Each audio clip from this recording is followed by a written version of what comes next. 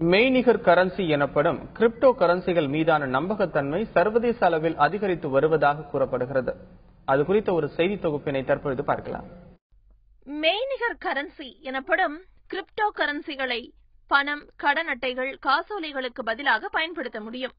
பரிவர்த்தனைகளின் போது தகவல்களை சரிபார்க்கவும் பாதுகாக்கவும் உயர்தர பாதுகாப்பு அம்சம் கொண்ட கணினி தொழில்நுட்பம் பயன்படுத்தப்படுகிறது.